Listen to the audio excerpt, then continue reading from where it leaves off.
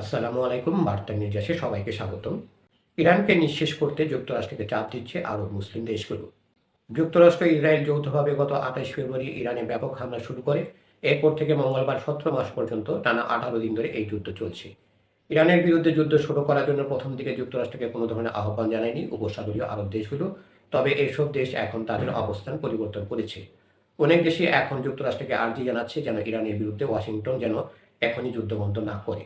৩টি উপসাগরীয় সূত্র রয়টার্সকে জানিয়েছে এসব দেশের এখন চাওয়া হলো ইরানের যেন উপসাগরীয় অঞ্চলে তেল সরবরাহের মূল পথ ও সেই তেলের উপর নির্ভরশীল অর্থনীতিগুলোর হুমকি হয়ে থাকা আর সক্ষমতা না থাকে। দর্শক, আরও সংবাদ পেতে আমাদের বার্তা নিউজ চ্যানেলটি সাবস্ক্রাইব করে আমাদের সাথেই থাকুন। একই সময় এসব সূত্র এবং ৫ জন পশ্চিমা ও আরব কূটনীতিক রয়টার্সকে বলেছেন উপসাগরীয় দেশগুলো যেন ইরানের বিরুদ্ধে যুদ্ধে যোগ দেয়, এজন্য ওয়াশিংটনও চাপ দিচ্ছে। এসবের মধ্যে ৩টি সূত্র বলছে মার্কিন প্রেসিডেন্ট ডোনাল্ড ট্রাম্প দেখাতে চান যে এই অভিযানের পক্ষে আঞ্চলিক সমর্থন আছে, যাতে আন্তর্জাতিকভাবে এর গ্রহণযোগ্যতা বাড়ে এবং যুক্তরাষ্ট্রের ভেতরেও সমর্থন বৃদ্ধি পায়। সৌদি আরব ভিত্তিক গালফ রিসার্চ সেন্টারের চেয়ারম্যান আবদুল্লাহ আজিজ সাগির বলেছেন, মধ্যপ্রাচ্যে এখন এই ধারণা প্রবলভাবে তৈরি হচ্ছে যে ইরান প্রতিটি উপসাগরীয় দেশের ক্ষেত্রে সকল রেড লাইন অতিক্রম করেছে। ইরানের বিরুদ্ধে ইসরায়েল যুক্তরাষ্ট্রের হামলা শুরুর পর থেকে তেহরানের মধ্যপ্রাচ্যের বিভিন্ন দেশে মার্কিন ঘাঁটিতে পাল্টা আক্রমণ শুরু করে। প্রথম দিকে ইরান শুধু মার্কিন ঘাঁটি লক্ষ্য করে হামলা চালাতো, কিন্তু পরবর্তীতে দেশটির মধ্যপ্রাচ্যের বিভিন্ন দেশের প্রধান বিমানবন্দর, তেল স্থাপনা ও পরিবহন খাতে ক্ষেপণাস্ত্র ও ড্রোন হামলা শুরু করে।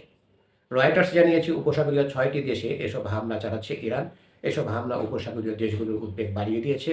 তাদের আশঙ্কা, ইরানের হাতে যদি শক্তিশালী আক্রমণাত্মক অস্ত্র বা অস্ত্র তৈরির সক্ষমতা থেকে যায়, তাহলে উত্তেজনা বাড়লে তেহরান এই অঞ্চলে জ্বালানি সরবরাহের গুরুত্বপূর্ণ পথকে জিম্মি করে ফেলতে পারে।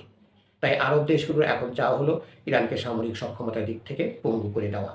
উপসাগরীয় একটি সূত্র বলেছে আরব নেতাদের মধ্যে এখন একটি মনোভাব একেবারেই স্পষ্ট, ট্রাম্পকে ইরানের সামরিক সক্ষমতা সম্পূর্ণভাবে দুর্বল করে দিতে হবে। সূত্রটি জানিয়েছে ইরানকে দুর্বল না করা হলে তারা অঞ্চলকে জিম্মিই রাখবে। শিয়া মুসলিম অধ্যুষিত ইরান তার আরব প্রতিবেশীদেরকে নিয়ে গভীর সন্দেহ পোষণ করে। এসব দেশে যুক্তরাষ্ট্রের মিত্র এবং দেশগুলোতে মার্কিন ঘাঁটি রয়েছে। ধন্যবাদ সবাইকে এতক্ষণ ধরে আমাদের সাথে থাকার জন্য। আরও সংবাদ পেতে আমাদের বার্তা নিউজ চ্যানেলটি সাবস্ক্রাইব করে আমাদের সাথেই থাকুন।